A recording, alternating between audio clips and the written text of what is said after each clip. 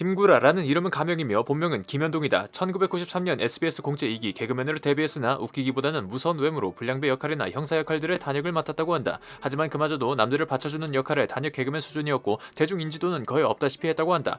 개그맨들 사이에서도 개그맨으로서의 인정은 받지 못했다고 한다. 이렇게 긴 무명 생활을 거치다가 인터넷 방송국으로 진출하여 인터넷 방송 위주의 활동을 하게 되면서 본명인 김현동 대신에 입구자에 아름다울 라자를 사용한 김구라라는 이름을 사용하게 된다.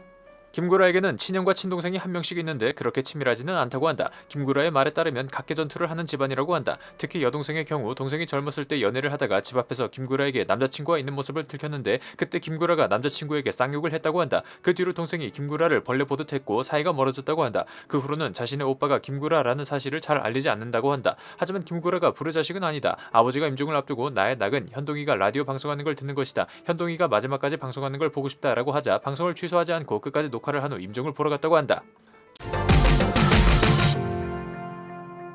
김구라는 국산차 애호가로 알려져 있다. 2020년 5월 기준 K9을 타고 데일리로 캐딜락 CT6를 소유 중인데 이 캐딜락이 생애 첫 외제차라고 한다. 참고로 김구라의 첫 차는 대우의 에스페로라고 한다. 김구라의 부친이 신진 자동차 시절부터 부평 대우 자동차의 직원이었던지라 대우 자동차에 제법 애정을 가지고 있다고 한다. 에스페로 이후에도 프린스, 레간자 등 대우 자동차의 여러 모델을 타고 다녔다고 한다. 하지만 부친의 퇴직 후에는 그랜저, 제네시스, 에쿠스 등 현대차도 소유했으니 무조건적으로 대우 자동차만 타는 것은 아닌 것으로 보인다. 이러한 국산차 애호로 인해 주변에서는 이미지 관리를 위해 국산차를 타고 다니냐며 조롱하기도 한다고 털어놓기도 했다. 김구라는 물질과 권력이 최고라는 속물 캐릭터로 유명하다. 유재석이나 강호동 같은 MC들이 훈훈하고 이상적이고 의리 있는 리더의 캐릭터로 성공한 반면 김구라는 학벌, 재산, 집안 등에 대해 이야기하는 아주 현실적이고 분석적인 토크로 호불호는 갈릴지언정 가식 없고 솔직하다는 평을 받고 있다. 예를 들어 어떤 연예인이 건물을 샀다라는 이야기가 나온 경우 김구라는 어디 건물이냐, 얼마에 샀냐, 대출은 했냐 등 아주 현실적인 질문을 하곤 한다. 돈을 뜻하는 이 제스처는 김구라의 아이덴티티로 유명하다. 하지만 방송에서 보여진 속물 캐릭터가 컨셉에 불과한 게 김구라는 13년간 고생한 매니저에게 외제차를 선물하기도 하고 후배들이나 지인들에게 베푸는 걸 아끼지 않는다고 한다.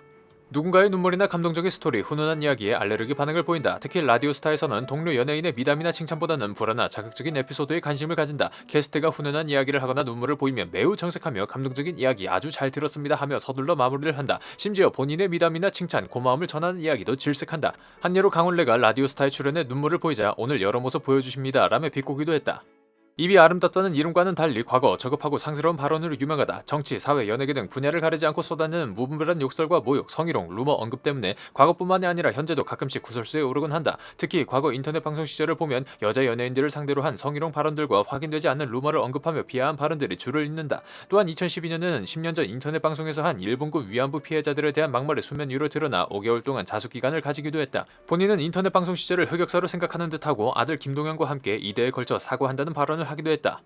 윤선원 PD는 당시 KBS의 라디오 PD로 2004년 평소 눈여겨본 김구라를 KBS EFM 김구라의 가요광장의 DJ로 앉힌 사람이다. 김구라에게는 생명의 은인일지도 모르겠지만 객관적으로 보면 정말 용감하고 알 수 없는 선택이다. 라디오라는 매체 자체가 엄청난 성과를 내야 한다거나 청취율이 중요한 매체가 아니기 때문에 적당히 평판이 좋은 사람을 데려다 앉혀도 무리 없는 자리임을 생각하면 정말 불가사의한 선택이다. 당시 김구라는 평판이 좋은 연예인이 아니었을 뿐더러 저질스럽고 자극적인 발언으로 유명한 삼류 연예인이었기 때문에 윤선원 PD가 대체 왜 그런 위험을 감수했는지는 아직까지도 알 길이 없다. 윤선원 PD도 후에 김구라를 기용한다고 했을 때 엄청난 비판과 청취자들의 극에 달한 분노에 시달려 심할서를 쓸 뻔했다고 회고하기도 했다. 김구라는 학벌 컴플렉스를 가지고 있다. 김구라는 중고등학교 때 줄곧 상위권 성적을 유지했고 반장을 도맡아 하던 모범생이었지만 목표로 하던 서울대가 아닌 인하대를 간 것에 실망했다고 한다. 때문에 마음 한구석에 서울대에 대한 선망 등 학벌 컴플렉스가 있다고 밝혔다. 그래서 그런지 상대방의 학벌이나 집안에 대해 그 사람에게 직접 묻거나 주변인들에게 꼬치꼬치 캐물으며 그 사람의 정보를 수집하는 버릇이 있다고 한다. 추가적으로 어려웠던 가정 형편과 무명 개그맨 시절 궁핍하게 살았던 시절 때문인지 부자 집안 출신의 사람에 대한 부러움도 남달랐고 이렇게 자신에게 결핍되고 갈망하던 조건을 갖춘 이들에 대한 선망 때문에 남의 학벌이나 재산, 집안에 관심을 가지게 된 것으로 보인다. 나영석 PD와 방송을 자주 하는 사람들을 나영석 사단, 유재석이나 강호동이 평소 아끼고 방송을 자주 같이 하는 사람들을 유라인, 강라인이라고 하듯이 김구라와 방송을 자주 하거나 예능에서 자주 만나는 예능인들을 흔히 구라인이라고 한다. 우리나라 메이저 라인인 유라인, 강라인과는 다르게 사람이 아주 많지는 않고 김구라의 프로그램 특성상 구라인이 고정적이지 않다. 대표적으로 부활의 김태원, 지상렬과 염경환, 이광기 등이 구라인이다. 슈퍼주니어 희철과 조규현, 조세호, 남창희 등은 원래 구라인이었다. 현재는 다른 라인으로 넘어간 상태이고 서정훈 같은 경우도 현재는 강라인에 속하지만 서정훈이 처음 예능에 진출했던 당시 김구라의 도움을 많이 받았다고 한다. 김구라는 방송에서 자주 게스트들에게 사태질을 해 많은 비판을 받는다. 자기보다 어린 사람은 물론이고 고령이거나 선배들에게도 가리지 않고 사태질을 일삼는다. 실제로 사태질은 상대에게 손가락 따위를 내지르는 적대적 행위다. 가수 이승환은 라디오스타에서 김구라에게 형님이라면서 이렇게 사태질을 하냐라며 정색한 적이 있고, 박수홍 또한 사태질 좀 그만하라고 불편해했다. 심지어 김구라의 모친도 방송에서 사태질 좀 그만해라 라고 잔소리를 했을 정도라고 한다. 하지만 정작 남이 자신에게 사태질을 하면 화를 내는 이중적 모습을 보이기도 한다. 김구라는 2015년 SBS 힐링캠프에 출연하여 17억의 빚이 있다고 밝혀 화제가 된 적이 있다. 김구라가 처형의 빚보증을 섰지만 처형이 도주를 했고, 부인이 남편 몰래 빚을 갚으려고 지인들에게 돈을 꾸러 다닌 것이다. 높은 이자율로 돈을 꾸는 바람에 2010년엔 5, 6억이었던 빚이 2013년엔 9억이 훌쩍 넘고 이후 점점 더 불어나 17억이 되었다고 밝혔다. 김구라는 더 이상 결혼 생활을 지속할 수 없다고 판단, 별거를 위해 부인을 제주도로 보냈으나 부인이 제주도로 가기 전 지인들 즉 채권자들을 불러 3일간 송별회를 질펀하게 벌였다며 어이없어했다. 김구라는 이 빚 때문에 집까지 뺏겼는데 이 집값을 뺀 금액이 17억이라고 한다. 이후 채무 상태에 대해서는 공식적으로 알려진 바가 없지만 2016년 한 방송에서 김국이 지나가는 소리로 "구라야 네가 좀 도와줘라, 빚도 다 갚았다며" 라고 말한 것과 2017년 한 예능 프로그램에서 빚을 다 갚았다고 이야기한 것을 보면 어느 정도 청산을 한 듯하다. 3년간 무려 48편의 프로그램에 출연했다고 한다. 아무리 그래도 와 17억 빚을 1년 만에 갚아버리네. 앞의 이유로 김구라는 2015년 아내와 합의 이혼을 했다. 17억의 채무는 김구라가 갚고 아들인 김동현의 양육권도 김구라가 갖고 성인이 될 때까지 김구라와 함께 사는 것으로 결론이 났다. 김구라는 후에 한 방송에서 왜 그렇게 불리한 협의 이혼을 했냐는 질문을 받자 "나는 전 아내의 채무에 법적으로 걸린 게 하나도 없다. 하지만 소송을 당하면 법적으로 전 아내가 구속이 될 수도 있기 때문에 그걸 막기 위해 내가 빚을 다 갚겠다고 한 것이다 라고 답했다.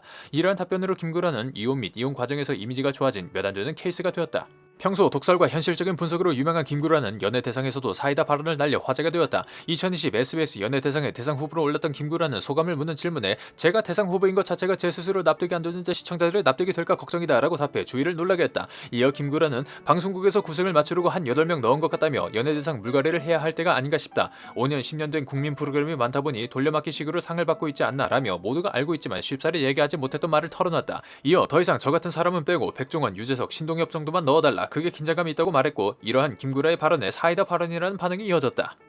거침없고 현실적인 토크로 시청자의 가려운 곳을 긁어준다는 평가가 있지만 특유의 화법과 태도 때문에 호불호가 많이 갈리는 김구라씨. 하지만 대한민국의 방송을 이끄는 탑 MC 중 한 명이라는 것에는 이견이 없을 듯합니다. 과거의 망언들과 구설수에는 제대로 된 사과도 중요하겠지만 앞으로 더 나아지는 모습을 보여주는 것이 가장 중요하지 않을까 생각됩니다. 시대가 변한 만큼 김구라씨의 변화된 모습과 성장을 응원하면서 이번 영상 마치겠습니다. 시청해주셔서 감사합니다. 영상이 별로였으면 싫어요와 구독을 눌러주세요. 영상이 재밌으셨다면 좋아요와 구독을 눌러주세요.